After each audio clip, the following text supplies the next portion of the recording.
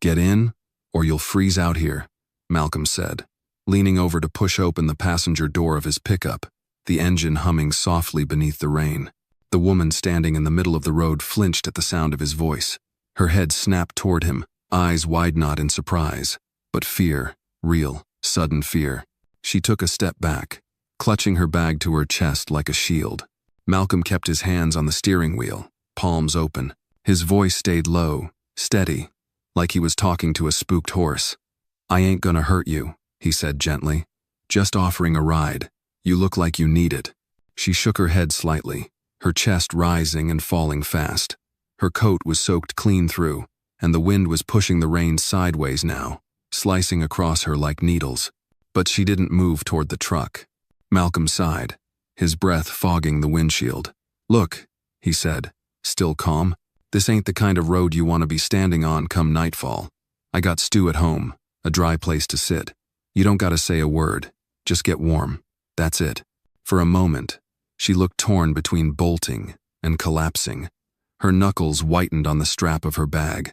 She glanced at the tree line behind her, then at him again.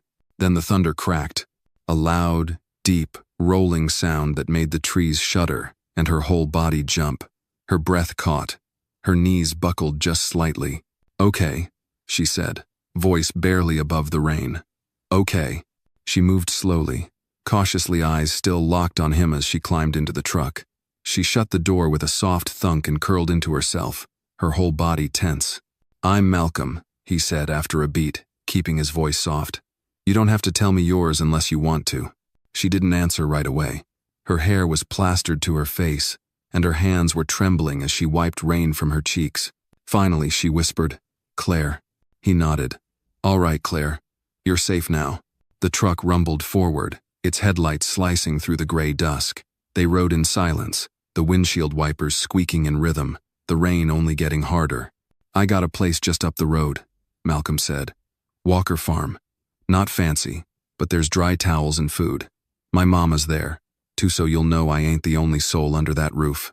Claire gave the smallest nod, but she didn't look at him. He could feel the weight of her silence, could practically hear the questions spinning in her head. Who was this man? Why had he stopped? What would he want in return? But Malcolm didn't press.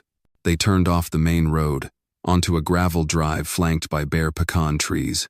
At the top of a slight hill stood a weathered farmhouse with a wraparound porch and a light glowing from the kitchen window. He pulled beside the barn and pointed toward the small cabin out back. "You'll stay there. Got heat. Bathroom works. I'll bring you some blankets and food." Claire finally turned to him, and her voice cracked when she asked, "Why are you doing this?" He looked out the windshield at the falling night. "Because you looked like you needed someone to stop, that's all."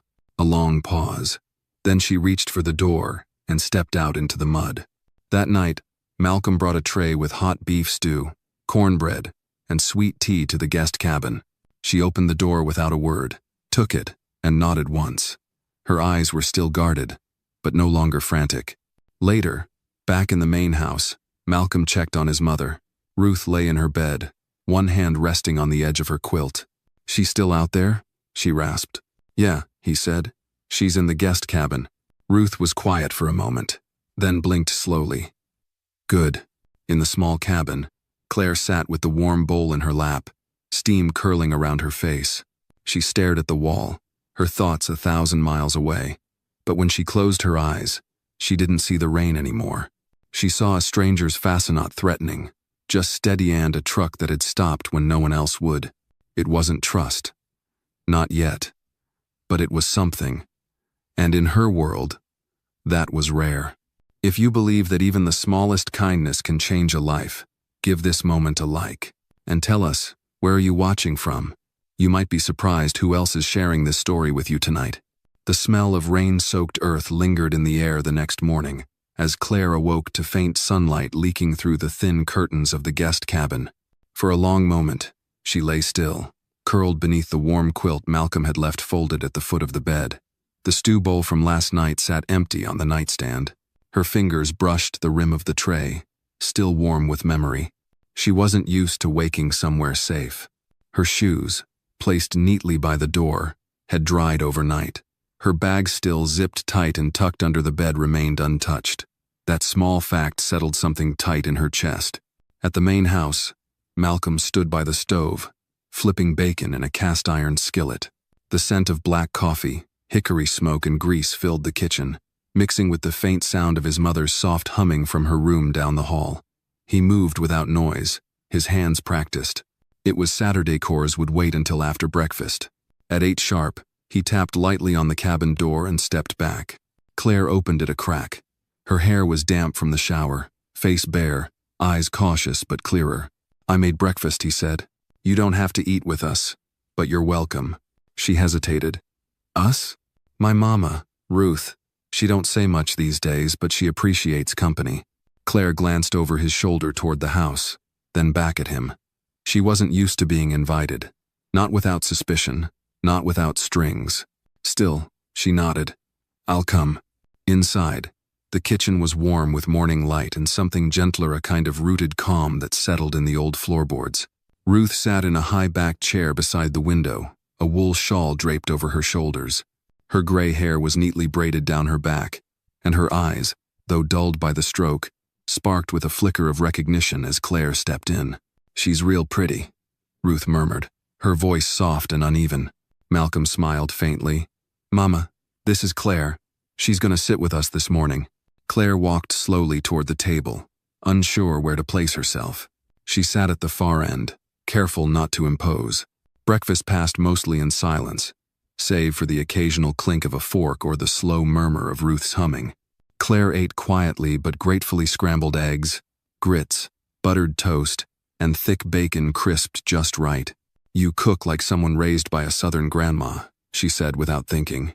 Malcolm shrugged. "She taught me well. My daddy passed young. Was just us." Claire nodded. "Mine left. Never came back." They didn't speak after that, but something shifted, softened between them. After breakfast, Claire stood to help with dishes, but Malcolm waved her off.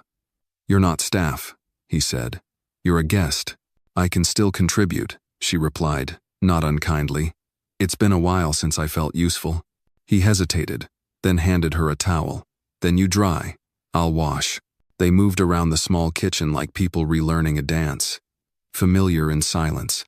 She asked about the farm. He told her free-range chickens, a few head of cattle, peach trees that hadn't borne fruit in 2 seasons, a busted tractor he kept fixing because he couldn't afford a new one. Outside, the sun broke through in slanted beams, drying the muddy ground in golden streaks. Malcolm opened the back door and motioned her toward the yard. "You feel up to meeting the girls?" Claire blinked. "Girls?"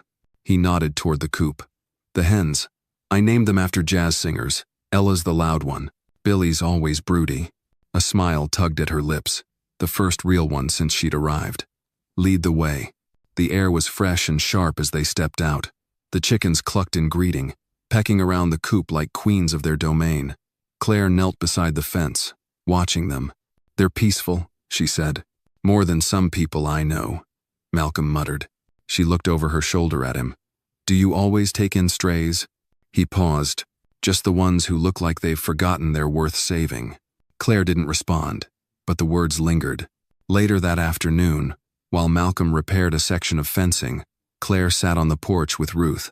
She offered to massage the old woman's hands, surprised when Ruth nodded almost immediately.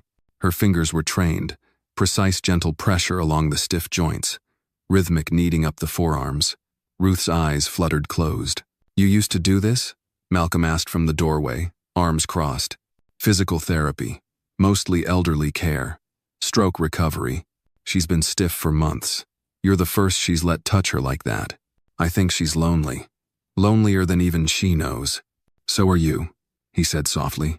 Claire's hands stilled for a moment, then resumed. "You don't know me.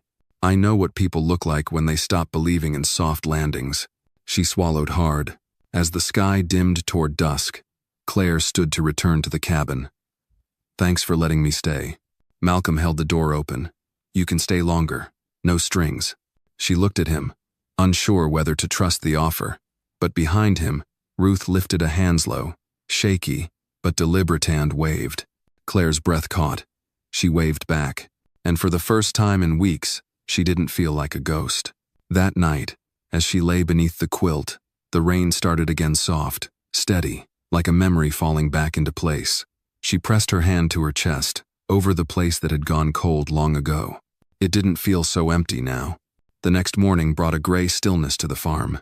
Fog hung low over the fields like a thin blanket, and the dew clung to every blade of grass. Claire stepped out of the cabin, wrapped in one of Ruth's old cardigans, the sleeves too long for her arms. Her boots made soft prints in the damp earth as she walked toward the main house. Inside, she found Malcolm at the dining table, sorting through a worn stack of bills. His brow was furrowed, a pencil between his teeth. He looked up as she entered, the frown melting instantly. "Morning," he said, nodding toward the coffee pot. "It's fresh." Claire poured herself a mug. "Everything all right?" He hesitated, then folded the bills into a neat pile. "Just the usual dance with the electric company. I pay a little. They threatened to cut me off. I pay a little more."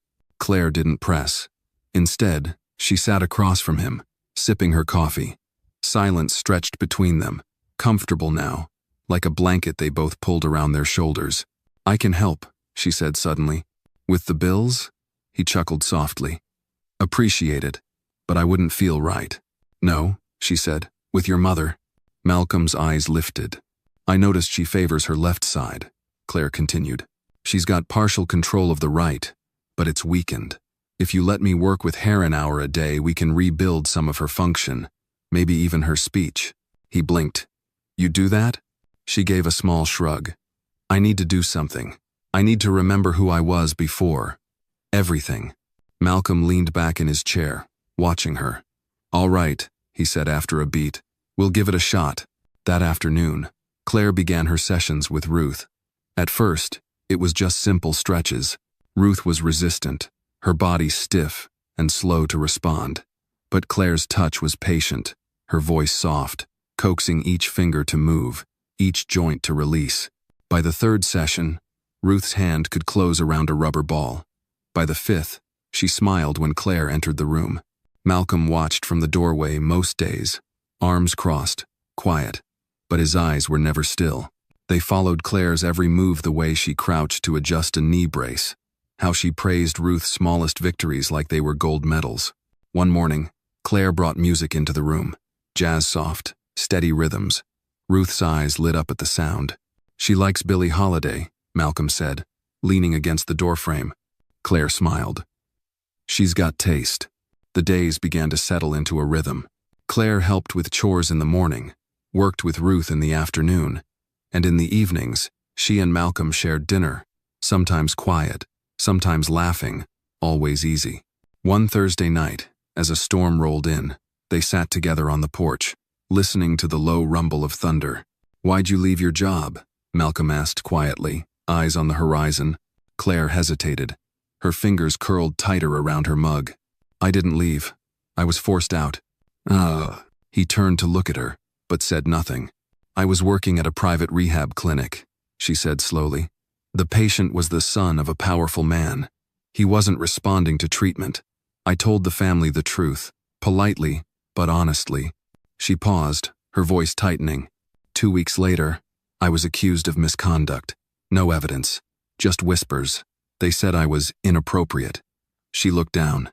The board didn't even question it. I was gone before I could defend myself. "Malcolm exhalet. You ever fight it?" I tried. But the system, when you're just a woman, and the accusation is enough to stain you, doesn't care about the truth. Silence fell between them. The thunder cracked again. "I'm sorry," he said. Claire glanced at him. "Don't be. I needed to fall apart. I didn't know it then, but now, maybe I do." He nodded. Sometimes the storm clears out what needed breaking. They sat in the hush that followed, the only sound the tapping of rain against the tin roof. Later that night, Claire couldn't sleep. She stood by the cabin window, watching lightning spider across the sky. Her chest felt tight-knot with fear, but something else, something she hadn't felt in a long time. Hope. The next morning, she found Malcolm in the barn, wrestling with a jammed feed machine. His shirt clung to his back with sweat, hands greasy and scratched. "Need help?" she called. He looked up and grinned. Got a PhD in mechanical engineering hiding under that therapist's badge? Try me. Together, they worked the bolts loose, her small hands reaching where his couldn't. At one point, he reached past her, their shoulders brushing, and they both froze. For a second, neither spoke. Then the machine rattled to life. Claire grined. You owe me. I'll add it to your tab, he said, voice low. They didn't talk about the moment again, but it sat between them, now warm, unspoken, waiting. That evening, Ruth sat up straighter than she had in weeks. Claire helped her to the porch, bundling her in a blanket. Sunset's beautiful, Ruth murmured. It is, Claire agreed. Malcolm came out with a bowl of peach cobbler and 2 spoons. He handed one to Claire, then passed the bowl to his mother. She took it with a shaky smile. Not bad for a girl with nowhere to go, he said, glancing sideways at Claire. She nudged him gently. Not bad for a man who thinks chickens are jazz legends. They laughed. And for the first time, the porch didn't feel like a place to escape the rain. It felt like home. The air was crisp the next morning, carrying the scent of hay and wood smoke. Claire stepped into the barn with purpose, a leather-bound notebook tucked under her arm and a towel draped around her neck. She found Malcolm up on a ladder, fixing a bulb that had long since given up its ghost. Morning, she said, looking up at him. He grunted in greeting, fiddling with the socket. You're up early. I promised Ruth I'd try a new hand strength routine with her today. Thought I'd review the plan first. She opened the notebook, flipping through detailed sketches of muscle groups, target exercises, and notes on Ruth's progress. He climbed down, wiping his hands on a rag. You always this meticulous? Claire smiled, half proud, half sheepish. Used to be part of my job to plan 2 weeks ahead, adjust on the fly, and justify every stretch with a medical reason. He looked at her, serious now. You were good at it, weren't you? I was, she said quietly. Ruth was sitting upright in her recliner when Claire entered the living room. A soft instrumental track played from an old stereo, and sunlight filtered through gauzy curtains, giving the room a golden warmth. Claire knelt beside her, placing a soft foam ball in Ruth's hand. All right, Miss Ruth, she said, her tone light but focused. Let's show this little ball who's boss today. Ruth smirked, then slowly began to squeeze. It was the first day she didn't need a verbal cue. Claire's eyes shone. Malcolm stood in the doorway, unnoticed for a moment, watching the 2 women. His mother once, a proud, sharp-tongued matriarch reduced to quiet stereoiseas, gritting her teeth now, trying to raise her right arm. Claire held her elbow, encouraging her, whispering praise with every centimeter of movement. That afternoon, while hauling buckets from the well, Malcolm turned to Claire, who was adjusting the gate hinge nearby. Would you want to stay? He asked. She paused, eyes narrowing slightly. You mean, longer than a few days? He nodded. Maybe a few weeks, maybe more. Claire didn't answer right away. The idea lingered, warm and dangerous. I'd like that, she said finally. If you're sure. I am, he said. This place has been quiet too long. That night, they sat out on the porch again, but this time it was different. The silences had shaped to them now like 2 people listening to the same melody from opposite ends of a room. Claire sipped her tea while Malcolm tuned the old radio beside him, static flickering between country songs and baseball games. You know, she said, when I was little, I used to think farms were like fairy tales. Rolling hills, sunflowers, family dogs. Malcolm raised a brow. You were lied to. She laughed, clearly. There was a beat of silence. Then she said, almost absently, I think I could fix that broken handrail on the side porch. It's bothering me. He looked at her, really looked, and smiled. Be my guest. The following days passed in a rhythm both new and oddly familiar. Claire tended to Ruth, helped with feed runs, even repaired the creaky porch rail with the precision of a woman used to fixing things. In town, Malcolm introduced her to the local hardware clerk, to the grocer who always forgot to label the peaches, and to the mailman, who asked if she was the girl who wandered in from the storm. Claire merely smiled. Something like that, but behind the ease of smiles and small talk, something heavier brewed. One evening, while sorting old books in a storage shed, Claire stumbled upon a dusty metal box. Curiosity took hold. Inside, she found faded photographs Ruth in her youth. Malcolm in a football jersey, and a man she didn't recognize, sharply dressed, standing in front of the same farmhouse. His arm was slung casually around Ruth's shoulder, but there was a distance in her eyes. Claire heard footsteps behind her. "That's my father," Malcolm said. Claire turned, startled. He looked different. Malcolm's jaw tightened. "He left when I was 12, took the truck, the savings, and didn't even leave a note. Just disappeared." Claire gently closed the box. "I'm sorry." He nodded, his voice low. "It's just me and Mama now. Has been for a long time." That night, as Malcolm fixed a loose gutter under the stars, Claire wandered out with 2 glasses of cold sweet tea. "Your mother asked me to play her music again tomorrow," she said. Malcolm took the glass. "She doesn't ask people for things, not unless she trusts them."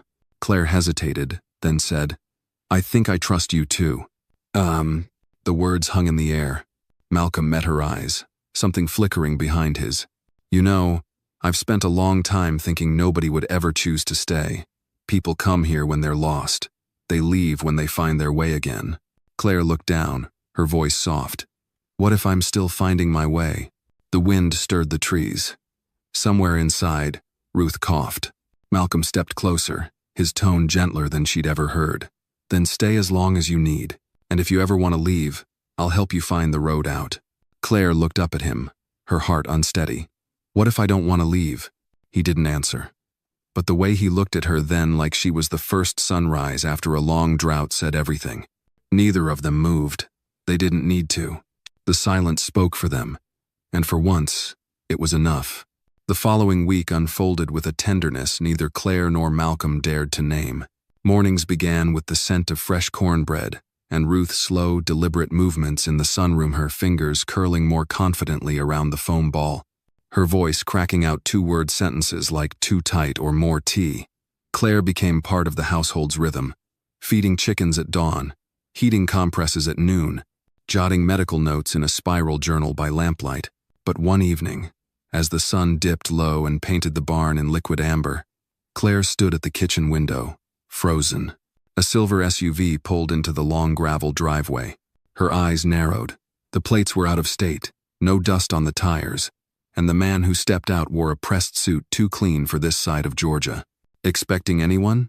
she asked Malcolm as he passed behind her, drying his hands on a dish rag. He glanced out, his brow furrowed. "Not at all." Claire's fingers tightened on the sink's edge. The man approached with a slow, calculated stride and knocked 3 polite, measured raps. Claire's breath hitched. Malcolm opened the door, but Claire was already halfway down the hall, her posture alert. "Can I help you?" Malcolm asked, stepping onto the porch. The man smiled thinly. "I'm looking for Claire Whitmore." Claire appeared in the doorway. Her expression half fury, half dread stopped the man mid-sentence. "Dr. Whitmore," he corrected himself, lips twitching. "I was hoping for a moment of your time." Malcolm looked between them. "You know him?" She didn't respond right away. Then, "This is Dr. Langston. He's from my old clinic." Langston's smile tightened. "I represent the board of physicians overseeing your review." Malcolm stepped forward. "This isn't the place." But Claire raised a hand. "It's all right. Let him speak." Langston pulled a crisp envelope from his jacket and handed it to her. "The review is closed. Charges were dropped. There will be no permanent mark on your record. The patient's family withdrew their complaint." Claire blinked. "Why are you here then?" "I came because the board recommended reinstatement. But I also came because I wanted to see for myself why someone with your reputation vanished into the rural South." Malcolm bristled. "That's none of your business." Claire opened the letter. Her eyes scanned the page, but the words blurred with memory. The mother screaming in the ER, the flatline tone, the unbearable silence afterward. Langston stepped back, his voice softening. "You were one of the best. Come back, Claire. The hospital wants you. You have a second chance." With that, he turned and walked away. They stood in silence as the SUV disappeared down the dirt road. Claire's fingers crushed the envelope. Later, on the porch, she sat beside Malcolm, silent for a long while. The sun had slipped below the hills, leaving only the whisper of crickets and the creak of the swing. "I made a mistake," she said finally. "A patient coded. I made a call. It was the wrong one. Malcolm said nothing. I tried to fix it, but the family blamed me. So did the board. So did I. She looked at him then. I ran. He nodded slowly. Now you have a choice. She exhaled sharply. That's what scares me. I thought running would erase it, but it followed me here. No, Malcolm said, his voice low. It didn't follow you. You brought it, and now you can face it. Claire stared into the dark horizon. And leave this? You wouldn't be leaving, he said. You'd just be seeing where this leads. A pause. Then, from the shadows, Ruth's voice croaked out, startling them both. Don't waste a second chance. Claire turned. Ruth sat in her wheelchair behind the screen door, eyes watery but sharp. The next morning, Claire rose early. The smell of fresh biscuits hung in the air. Ruth's favorite gospel tune played faintly from the record player. Malcolm stood at the sink, scrubbing mugs. Claire walked in, her backpack slung over one shoulder. He turned. You heading somewhere? She hesitated. Just the clinic in town.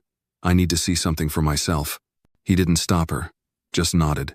Downtown, the small medical center sat like a stone relic, familiar and foreign. Claire stepped inside. The receptionist looked up and froze. Claire? Hi, Dana, she said softly. Dana stared a moment longer, then smiled. You came back. I'm not sure for how long. The administrator's office smelled of lemon cleaner and old papers. Claire sat across from a man in a blue vest who didn't bother hiding his surprise. I heard, he said. Langston called. I'm not here for that, Claire said. Not yet. I just wanted to ask if I could observe, volunteer, help where needed, just to remember who I used to be. He studied her. You've got 3 open shifts in triage. You want one? She nodded. I'll be back tomorrow. That evening, she returned to the farm with dirt on her shoes and tiredness in her bones, but a weight had lifted. She found Malcolm fixing a fence post, his hands caked in mud. How was the clinic? He asked without looking up. I saw a girl with a broken wrist. She cried like the world was ending. I wrapped it, made a joke, and she laughed.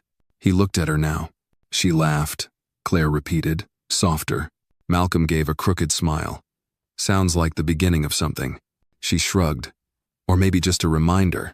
That night, as they ate dinner, Ruth suddenly reached across the table and patted Claire's hand. Welcome home, she rasped. Claire's eyes shimmered. Maybe, just maybe, home wasn't a place you ran to or from. Maybe it was the space between healing and hope. The place where second chances didn't feel like judgments, but like gifts. And maybe, just maybe, this was hers. The sky over the farm stretched wide and golden as autumn crept in, quietly burning the edges of the cottonwood trees with orange and amber. Claire had now been volunteering at the local clinic for almost a month, and though her presence there stirred whispers and sidelong glances at first, she was beginning to hear her name spoken with gratitude rather than caution. But it was in the quiet, familiar routines of the farm where her healing truly lived, in the soft clink of dishes while Malcolm washed them beside her, in Ruth's gruff, one-word encouragements as she squeezed the therapy ball with more strength than ever, in the long evenings sitting on the porch swing listening to frogs echo across the fields. One afternoon, after driving Ruth to a follow-up at the nearby neurologist's office, Claire returned home to find a pickup truck parked under the oak tree by the barn. She didn't recognize it. The windows were tinted. Malcolm was crouched by the shed, hammering something into place. He looked up, squinted toward the truck, and stood. Claire followed his gaze. The driver's door opened, and a tall, heavy-set man stepped out. He wore an old sheriff's badge on his belt, and the kind of arrogance that didn't need a uniform to carry weight. Claire froze. Malcolm didn't. Afternoon, Pete, he said, his tone civil but cool. Pete Remmer, the county sheriff. And not a friend. Claire instinctively stepped closer to Malcolm, not out of fear, but readiness. The last time she saw that badge was during a rough moment at the clinic, a time when Pete had come to question a black teenager who'd been wrongfully accused of stealing medication. Malcolm had been there that day too. She hadn't forgotten the heat in his voice. Pete spit to the side, glanced at Claire. Didn't expect to see you still around, Doc. I live here now, she said evenly. Right, he smirked. Just came to pass along some news. Thought it might interest you, Malcolm. Malcolm raised an eyebrow. What kind of news? Pete looked toward the road, then back again. Your cousin Ray's been poking around town, asking about this place. Malcolm's jaw tensed. Ray knows he's not welcome here. Well, Pete said, tipping his hat back. Folks don't always respect fences. Just figured you'd want to know. You've got a lot of valuable land here, and from what I hear, some good company too. His eyes flicked toward Claire with a look that made her stomach tighten. That's enough, Malcolm said, stepping forward slightly. You've said what you came to say. Pete's face shifted, something harder surfaced, but he nodded, turned back to his truck, and drove off without another word. As the dust settled behind him, Claire exhaled. Ray? She asked gently. Malcolm was silent for a beat, then turned back toward the shed. My mother's sister's boy. Grew up mean, stayed mean, tried to steal the property years ago when Ruth had her first health scare. He's got friends in low places, and he's not afraid of bending the law. Claire crossed her arms. And Pete? Pete likes power, and doesn't like seeing a black man keep land that white hands once wanted. That night, Claire couldn't sleep. Her mind churned with questions, with images of Malcolm standing tall against men who wanted to tear down what he'd built. She walked quietly through the dark hallway and found him outside, sitting on the porch steps, wrapped in a flannel jacket, staring at the stars. She sat beside him without speaking for a long while. Then, finally, you know, you don't always have to carry this alone. He looked at her. She continued, voice soft but sure. You let me stay. You let me help Ruth. You let me find myself again. Now let me help you keep this place safe. His eyes flickered with something unreadable. Pain, maybe. Pride. And something tender. You think I don't want to lean on someone, he said, voice low. But every time I did, it cost me. Claire leaned in slightly, close enough that her voice was just for him. Then let me be the one who doesn't. In the days that followed, she noticed Malcolm become more guardedless about her, and more about the boundaries of his world. He double-checked the locks on the gates, installed a new camera above the main barn. Ruth noticed too. One morning, while Claire helped her with her stretches, Ruth grunted and said, "The boy's been scared since his daddy died. Always watches the shadows." Claire nodded. But maybe he doesn't have to anymore. That afternoon, while Malcolm was tending the back pasture, Claire drove into town, not to the clinic but to the local attorney's office. She left with a manila folder pressed against her chest and a quiet determination in her jaw. That evening after supper, she laid the folder on the kitchen table and opened it. Malcolm raised an eyebrow. "I added myself to the land trust," she said, voice calm, "as co-caretaker, just until Ruth recovers." He stared at her. "Claire." "No. Listen," she interrupted gently. "If Ray or anyone else comes sniffing around with a plan to force something medical claim, legal ownership, family trickery, it'll be harder with me there. I know the law. I know how these people think." He remained silent. She added, "You didn't ask for this, but you don't have to be alone in it either." After a long pause, he reached for the folder, flipping through the pages, the signature lines, the notarization, and then, without a word, he stood, walked to her, and wrapped his arms around hers low, firm, grateful. Neither of them said a thing for the rest of the night, but something between them had changed. Not just trust. It was the beginning of something unspoken, but undeniable. A shared line in the dirt, a silent vow, a promise that neither storm nor shadow would break what they were starting to build, together. The morning broke with a deep chill in the air. The kind that signaled the heart of fall had arrived in Arkansas. Claire pulled her scarf tighter around her neck as she stepped out onto the porch, her breath turning to mist. From where she stood, she could see Malcolm in the distance, hauling feed buckets toward the barn, his steps deliberate but slightly slower than usual. The farm, once just a refuge, had become something deeper. It was now rhythm and purpose, a heartbeat she moved in sync with. But today, something felt off. Inside, Ruth was uncharacteristically quiet. As Claire helped her through her morning stretches, the older woman paused mid-grip of the therapy bar and whispered, "He's hiding something. I can tell." Claire didn't respond right away, adjusting the support under Ruth's elbow. "You know," Ruth continued, "Malcolm's always been the strong type, silent too, like his father. But when he starts closing doors behind him, it means the past is stirring." Claire looked at her. "Do you know what that past holds?" Ruth exhaled, her voice turning into a low rasp. Enough to know he's scared of losing more than land. Later that afternoon, Claire found Malcolm at the back fence, surveying the far woods. His brow was furrowed, the corners of his mouth tight. She approached quietly, placing a thermos of hot cider on the fence post beside him. He nodded a thank you but didn't look her way. "Talk to me," she said, her voice soft.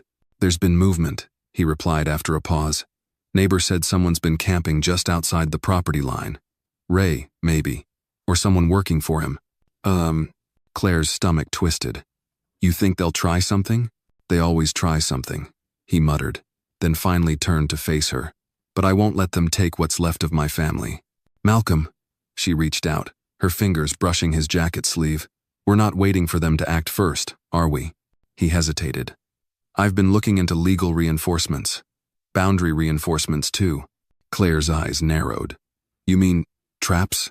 "No," he said firmly. "Nothing like that. But motion sensors, floodlights, maybe a few quiet friends from back in the army who owe me favors."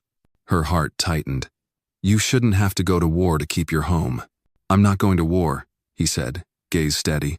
"I'm protecting what's mine." The silence between them stretched, broken only by the rustle of dry leaves. Then Claire stepped closer. "Let me help. I mean really help. Not just paperwork. I want to be part of this." Malcolm not watching from the porch. He looked down at her, the tension in his shoulders beginning to ease. "You already are." That night, as the sun dipped low, painting the sky in bruised purples and burnt gold, Claire stood in the old hayloft with Malcolm, helping him install a small camera that overlooked the rear pasture. "This place means more to you than just land," she said as she held the ladder steady. He looked down at her. "It's memory. It's sacrifice. My father worked 2 jobs to buy every acre. My mother nearly lost her life giving birth to me in that house. Every beam, every stone is someone's struggle." Claire felt the weight of that in her chest. And then, with a breath, she said the thing she'd been holding in. "I know what it's like, to lose everything and not be able to stop it." Malcolm paused, halfway through screwing in the mount. She continued. "My brother was sick. Early onset ALS. I was fresh out of med school, ready to change the world. I threw everything at trying to help him research, experimental programs, you name it, but I couldn't save him." Malcolm came down the ladder slowly, quietly. "He was the only family I had left," she said, her voice catching. "After he died, I shut down, gave up the clinic. That's how I ended up wandering in the rain that night you found me." He stepped closer, gently touching her arm. "You weren't lost. You were just between." Claire looked up at him, eyes glossy. "And you pulled me back." They stood in silence for a long moment, wrapped in dusk and unspoken understanding. But just as they turned to go, the farm dogs erupted in furious barking near the west end of the property. Malcolm moved first, motioning for Claire to stay close as he grabbed his flashlight from the barn wall. They reached the tree line in minutes. The dogs circled something a pile of broken branches and tire tracks. Malcolm scanned the ground, jaw clenched. "Someone's been here." Claire knelt beside the disturbed soil. "Looks fresh. Maybe within the hour." Malcolm stood still, calculating. "He's testing the perimeter." She looked up. "Then what do we do now?" "We finish securing the land. Tomorrow I'll bring in extra help, and we alert Pete." Claire's eyes hardened. "You think he'll do anything?" Malcolm's voice was low. "He may not act, but I want it on record." Back at the house, Ruth was waiting by the window in her robe, eyes sharp. "He's here, isn't he?" she said as they entered. Malcolm nodded. "He's watching, but I'm watching back." Claire helped Ruth back to bed later, but as she pulled the blanket over the older woman, Ruth gripped her wrist tightly. "You've changed my son," she whispered. "I can see it." Claire smiled softly. "He's changed me too." That night, Claire sat by the fireplace long after Malcolm had gone to bed. The flame danced low, casting flickers of gold against the dark wood walls. She held a photo she'd found in Ruth's old keepsake box Malcolm as a boy, grinning beside a younger Ruth, both in overalls, dirt-streaked and beaming. This was more than a farm. It was legacy. And now, it was hers to help defend. Outside, in the distance, the wind stirred through the trees, carrying with it the faintest sound of tires crunching gravel. Claire stood, She was ready. The sun hadn't yet risen when Malcolm stirred awake, the faint hum of the security alarm echoing in the stillness. He swung his legs over the edge of the bed and reached for the rifle he kept locked behind the dresser. The alarm had triggered on the western boundary, the same area they'd found disturbed just hours earlier. As he made his way downstairs, he wasn't surprised to find Claire already in the kitchen, fully dressed, sipping from a mug. "I heard it too," she said quietly, setting the cup down. "Westfield?" He nodded. "Camera caught movement. Probably nothing, but I'm not taking chances." Claire grabbed her coat. "I'm coming with you." "No," Malcolm said quickly, placing a hand on her shoulder. "Let me handle this." "You promised we were in this together," she said, eyes firm. "I'm not letting you go out there alone." The argument died on his lips. He saw it in her gaze, a resolve, not recklessness. By the time they reached the west fence, dawn had barely touched the horizon. Malcolm scanned the area with his flashlight, sweeping over tall grass, old fence posts, and finally, footprints. Heavy ones, leading straight to the cattle shed. He raised a hand for Claire to stay back, then slowly approached the open structure. The doors were ajar. Inside, hay was scattered. A few tools were overturned, but there was no one. Then he saw a message carved roughly into the wood beam. "Last warning." Malcolm's jaw clenched. He stepped back and turned toward Claire. "Ray's not just watching, he's getting bolder." She frowned.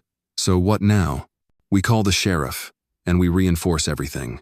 But when Sheriff Greeley finally arrived, an aging man with a limp and a reputation for siding with whoever paid the most, this reaction was tepid at best. "You sure it's not just kids?" the sheriff mumbled, squinting at the carved threat. "Kids don't leave threats at the same spot twice in a week," Malcolm said through gritted teeth. "You know who's behind this." Greeley sighed. "Look, Malcolm, without proof, there's not much I can do. Ray's got a lot of pull in town. You're gonna need more than a footprint and a hunch." Claire stepped forward, her voice sharp. "And when that warning turns into a fire? Or worse?" The sheriff looked away. "I'll make a note of it." After he left, the weight of powerlessness settled over them like wet wool. Malcolm paced outside, fury simmering beneath his skin. Claire stood nearby, arms crossed, watching him. "You ever feel like the law is just another weapon in the wrong hands?" he asked. "All the time," she replied. That night, the three of them sat around the dining table in silence. Ruth, after a long pause, spoke up. "There's something I need to show you." She gestured toward the hallway. Malcolm helped her to the bookshelf in the study, where she pressed a hand against the side panel. With a faint click, the false back opened to reveal a hidden compartment. Inside was a dusty file box, labeled in faded ink, Property 1971. "I didn't think it mattered anymore," Ruth said softly, "but maybe it does now." Inside the box were old deeds, maps, and letters, some handwritten, others typed on aging paper. Among them was a notarized letter from Malcolm's grandfather, detailing a private loan Ray's father had defaulted on during a drought year. It had forced the original Granger family to sell off part of the land. Ray's father had tried to contest the sale, but failed in court. Claire's eyes widened as she read, "Malcolm, this proves your family didn't just buy the land, they saved it from foreclosure. Ray's been trying to reclaim what his father lost." And F. Malcolm stared at the document, 100 memories colliding in his head. "All this time, he's been playing victim," Claire nodded, "and trying to rewrite history with intimidation." The next morning, Malcolm drove into town with Claire at his side, the box of documents on the seat between them. They headed straight to the office of Anna McCullough, a local lawyer known for going toe-to-toe with the powerful. Anna examined the documents with growing interest. "These are solid. This changes everything. If Ray makes one more move, we can hit him with a harassment suit and take it public." "But that's not enough," Malcolm said. "He needs to be exposed, not just for me, for every neighbor he's ever pushed around." Anna smiled slightly. "Then let's give the town something they can't ignore." Within days, a town meeting was scheduled. Word spread fast, mostly thanks to Ruth's old friends at the church and Claire's subtle, persistent conversations with townsfolk at the market. That Friday evening, the community hall buzzed with whispers. Ray sat near the back, arms folded, jaw tight. Claire sat beside Malcolm in the front row, the box of papers on the table. Anna took the podium, and laid out the story quiet, but powerful. The debt, the legal transfer, the history rewritten by intimidation. She passed out copies of the deeds, read excerpts aloud, and finally projected an image of the carved, last warning message. Silence fell over the room. Then Ruth, in her wheelchair, rolled forward, speaking into the microphone with the quiet authority of a matriarch. Justice isn't about who shouts the loudest. It's about truth that's been buried too long. No one applauded, but no one argued either. Ray stood and walked out, his boots echoing against the floor. The sheriff followed moments later, his face unreadable. Malcolm turned to Claire, breath caught in his throat. "We did it." Claire smiled. "Number, you did it. I just stood beside you." Malcolm took her hand, his voice low. "You stood beside me when no one else would. I don't think I could ever forget that." She leaned her head against his shoulder, the tension of weeks finally lifting. Outside the hall, the first stars appeared above the quiet fields. Back at the farm, Ruth fell asleep by the fire, a smile tugging at her lips. And on the porch, Claire looked at the man beside her, heart open, fears finally quiet. "You know," she said, "I came here lost. I never expected to find home again." Malcolm looked out across the land his father died protecting. Then maybe we both saved something. The night deepened, and the world, for once, felt still.